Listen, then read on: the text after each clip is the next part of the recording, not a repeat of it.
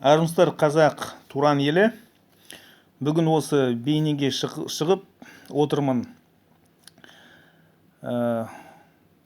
Қуат Ахметов деген қазір ұлтшыл деп осылай бүкіл ақпарат бұқары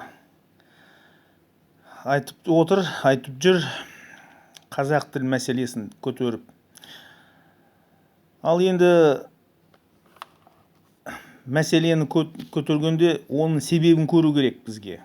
Себебі қандай? Себебі ол осы авторитарлық саяси жүйесі, Назарбаевтың саяси жүйесі қазақ тілін дамытмай, қазақ тілге жол бермей, қазақ іс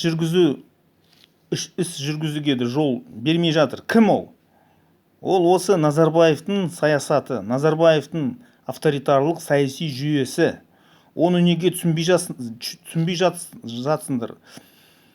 Осы Қуат Ахметов жүріп орыс сатушыларға тиісіп, сатушы ол ештеңе шеше алмайды.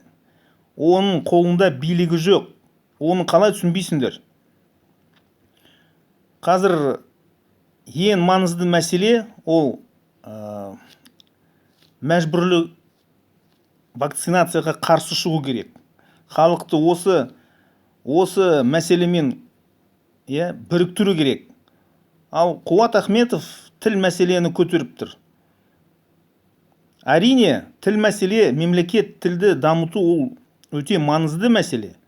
Бірақ қазір біздің ең маңызды мәселе ол мәжбүрлі вакцинацияға қарсы шығу.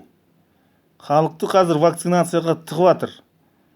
Анау приложение ашық, бүкіл біздің азаматтық құқықтарын кесіп, жол бермей жатыр.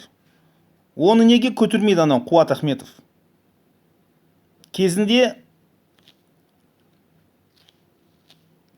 Мұхтар Шаханов деген болған ұлтшыл, Назарбаевтың ұлтшылы. Осындай қиын уақытта тіл мәселені көтерген.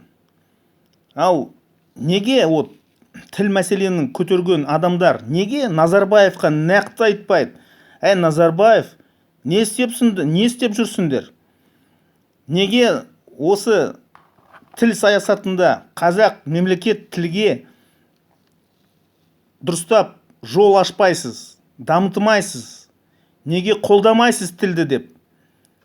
Мемлекет қызмет етіп жүрген қызметкерлерге талап ету керек. Мемлекет органдарында, орган жақта жұмыс істегенде талап ету керек. Қазақ тілін жақсы біліп, емтихан тапсыру керек. Неге оны істемей жатыр Назарбаев? 3-4 жыл бұрын Назарбаев айтқан, бізге Қазақстанда Қытай тілі өте маңызды деп. Сосын Дариға Назарбаева да айтқан, қазақтың келешегі ол Қытай тілмен болады деп. Енді Қуат Ахметов неге осы Назарбаевқа, Дариға Назарбаевқа неге қарсы шықпай осы мәселені көтермеді елдің алдында? Қазір осы тіл мәселені көтергенде ол нақты арандату, менің ойымша. Русскоязычный, казахоязычный казахстанцы, қазақтың осындай орыс тілде сөйлейтін, қазақ тілде сөйлейтін біздің тұрғындарды қазір іріткі жасап, бірлік болмайды. Осындай тіл мәселені көтерсе. Әрине, тіл, мемлекет тіл, қазақ тіл дамыту керек. Но бірақ оны дамытуға болады. Назарбаев биліктен кеткенде ғана. Назарбаев 1984 жылдан бастап билікте отыр. Мәскеудің өкілі. Көрдіңіз бе? Әрине, Назарбаев өзі қазақ мемлекет тіл жақсы біледі. Бірақ нақты қарағанда нақты тіл саясатты дұрыс өткізбей жатыр ғой. Содан соң бізде қазақ мемлекет тіл қазір дамытылмай жүр. Әрине басқа ұлт, басқа өкілдері мемлекет тілді оқу керек, дамыту керек, білу керек. Мемлекет қызмет етсе, іс жүргізу бәр қазақ мемлекет тілде болу керек. Бірақ қазір тіл мәселені көтеруге менің ойымша керек емес. Ол іріткі. Егер тіл мәселені көтерсе, Қуат Ахметов Назарбаевтың талап етсін. Назарбаевтың, Дариға Назарбаевтың.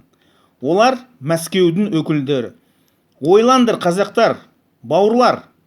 Қазақ туран елі, ойландар.